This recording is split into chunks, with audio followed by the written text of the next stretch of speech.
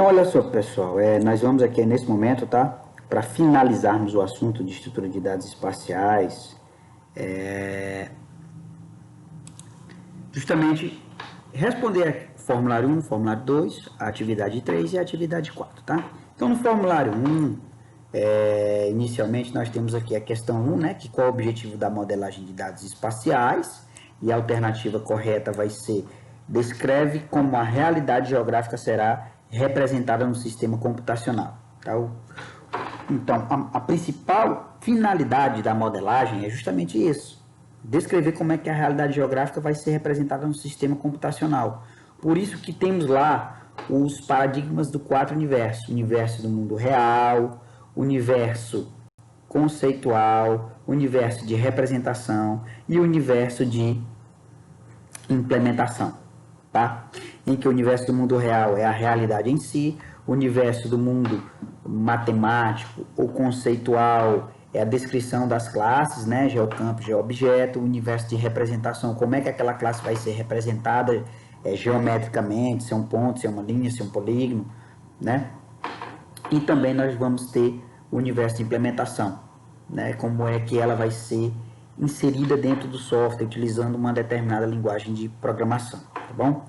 A questão 2 é as entidades formais definidas no nível conceitual, classes de campos e objetos, são associadas às classes de representação espacial. Esse nível de abstração é. Então, sabemos inicialmente que dentro da classe de geocampo e geoobjeto, nós temos a representatividade de linhas, de polígonos, de pontos, de imagens, de isolinhas, que são as curvas de nível.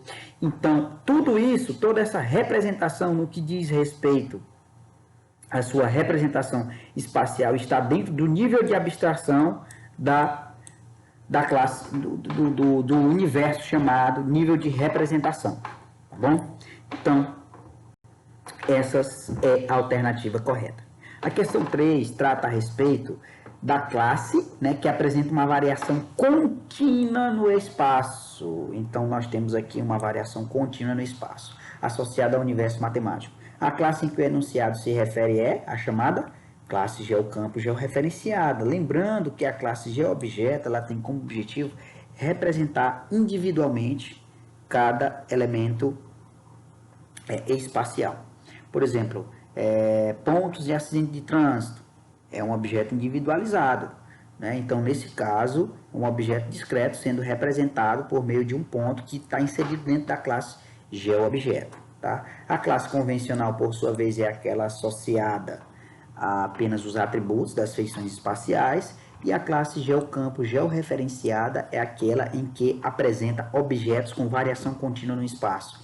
Exemplo de representatividade de temperatura, representatividade de curvas de nível, tá? Representatividade de vegetação. Então, nesse caso, tudo é classe geocampo georreferenciada. E de acordo com a representatividade, né, pode ser utilizada a representatividade de imagem, de ponto, de linhas, de polígonos e etc. Tá bom? Então, a questão 4, ainda do formulário 1, ela trata, né, uma figura que apresenta uma rede de água, e essa rede de água, por sua vez, ela tem a sua representatividade por meio de linhas e de nós. Esses nós, certo, são representados por ponto, e essas linhas são chamados arcos. Nesse caso, a questão pergunta se existe um relacionamento topológico mostrado na figura. Sim, existe um relacionamento topológico. Haja vista que temos os nós, certo? E temos também os arcos. Então, o encontro de um arco e de um nó, a gente tem a chamada topologia arco-nó, tá? Que o arco é a rede e o nó é o ponto.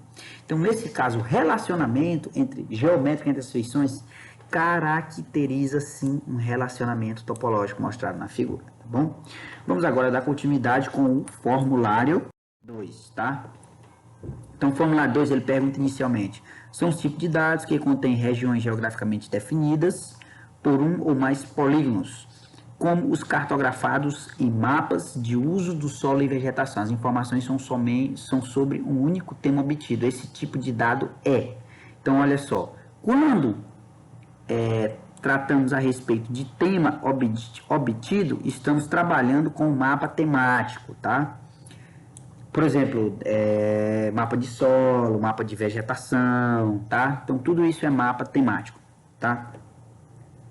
Mapa de rede. O mapa de rede é aquele anterior que a gente viu, por exemplo, quando tem uma rede quando tem uma rede de água, uma rede de esgoto, uma rede de telefonia, uma rede de eletricidade, tudo isso é associado ao mapa de rede, tá? E o mapa cadastral é aquele mapa em que vai evidenciar, certo? Dados cadastrais associados a uma determinada feição espacial. Por exemplo, se tivermos um mapa com georreferenciamento de diversas áreas, de diversos imóveis rurais, e cada mapinha daquele ter o seu cadastro distinto, tá? Como o tamanho do imóvel, a matrícula, o nome do proprietário, então tudo isso está associado dentro do mapa cadastral. E o MNT, modelagem numérica de terreno, é aquele mapa que, por sua vez, ele vai apresentar pontos cotados e, através de uma triangulação entre os pontos, vai haver a modelagem numérica de terreno, tá bom? Na segunda questão, nós temos pontos, linhas e áreas. O polígono são elementos que permitem a estrutura vetorial representar os dados, né? A estrutura vetorial representar os dados da forma mais precisa, uma vez que suas coordenadas geográficas estão em um espaço contínuo e possibilitam descrição exata, posição, tamanho e dimensão. Nesse sentido, ao observar um mapa com a malha de rodovias do estado do Piauí, qual a melhor representação vetorial, né? Então ele pergunta qual a melhor representação vetorial no que diz respeito ao mapa com as rodovias do estado do Piauí.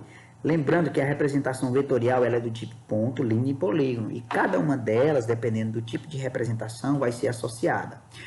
Por exemplo, eu posso representar a capital Teresina com todo o seu polígono delimitante através da representação poligonal, tá? Mas, ao mesmo tempo, dependendo da escala associada, eu posso representar a capital Teresina apenas com um ponto. Então, nesse caso, ele pergunta qual seria a melhor representatividade da malha rodoviária. Seria a utilização do tipo linha, tá? Para as rodovias. E no caso, a terceira questão é formada por um conjunto de células localizadas em coordenadas contíguas, implementadas como uma matriz. Cada célula é referenciada por índices de linhas e colunas e contém um número representando o tipo ou valor do atributo mapeado. Esse tipo de dado seria o que? Matricial ou raster. Lembrando que matricial ou raster são as imagens de satélite que são organizados por um conjunto de linhas e colunas, e esses conjuntos de linhas e colunas formam o pixel, que o pixel ele tem um valor identificável, tá bom? Então, no caso, seria matricial ou raster, certo? E dando sequência, nós vamos agora para o formulário 3, tá? Então, formulário 3. Com relação aos elementos da cartografia digital utilizados em sistemas de informação geográfica, SIG, marque V para as alternativas verdadeiras e F para as falsas, tá? Os dados em formato raster, no caso, formato matricial, armazena estruturas de dados vetoriais, se é verdadeiro ou falso, né? Os dados em formato raster, ou formato matricial, entre aspas, né? Formato matricial armazena estrutura de dados vetoriais, não. Então, aqui já é falso. Haja vista que o formato raster, ele vai armazenar, certo? Para sua composição de dados, o pixel. Feições geográficas de representação pontual, linear, poligonal podem ser armazenadas e representadas na forma vetorial. Sim, isso aqui é verdadeiro, tá? Então, ponto, linha e polígono são representações vetoriais, tá? Qualidade dos dados matriciais depende dos processos topológicos. Falso, porque a topologia está associada ao relacionamento entre as feições espaciais de representação vetorial. Tá?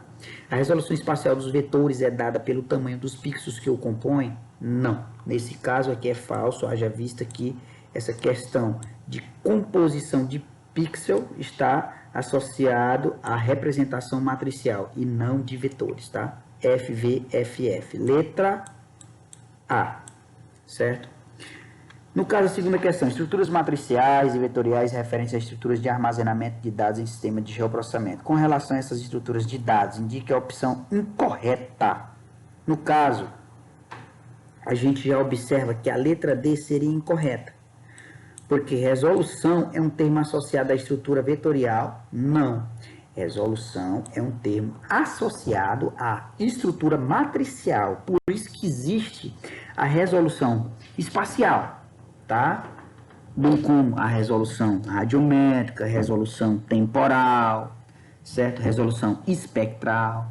Tudo isso são termos associados à estrutura matricial e não vetorial, certo?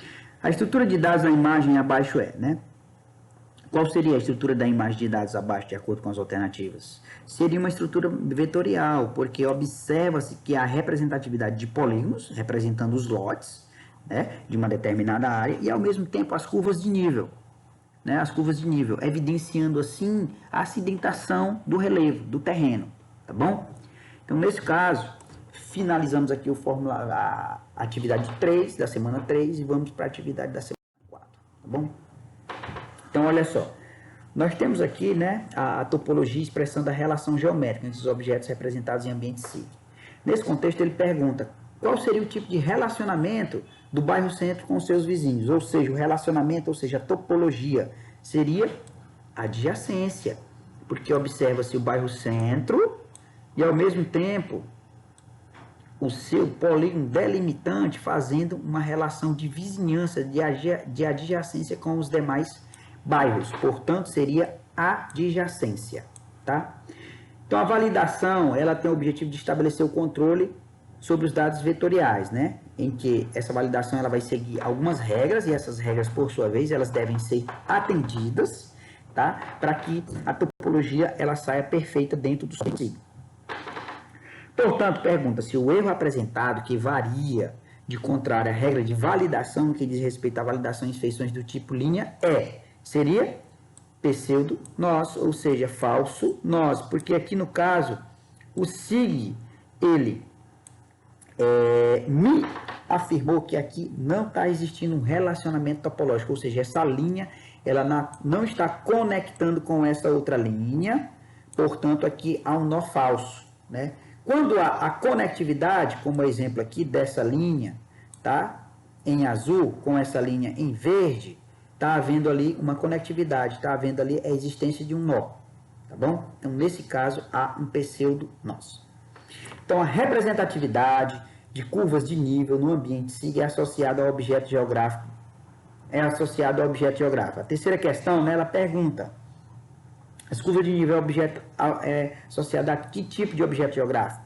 Tá? Isolinhas, porque as isolinhas, ela tem essa característica de estar representando as curvas de nível, tá? Onde vai estar associado sempre a uma coordenada Z, que essa coordenada Z vai representar a altimetria do terreno, a altura do terreno. Linhas poligonais estão associadas às áreas, polígonos adjacentes também estão associados às áreas, nós estão associados a, geralmente, certo? A pontos, arcos estão associados a uma rede, certo? Representando uma linha. E as linhas poligonais, pessoal, na verdade, ela representa uma linha em que o seu nó inicial não coincide com o seu nó final, diferentemente de polígonos adjacentes, em que o seu nó inicial coincide com o nó final, representando assim uma área, tá bom? Nesse sentido, finalizamos aqui todo esse assunto, todo esse conteúdo de estrutura de dados vetoriais através da resolução desses exercícios, tá bom? Pois uma boa semana a todos e aqui finalizamos essa parte. Obrigado.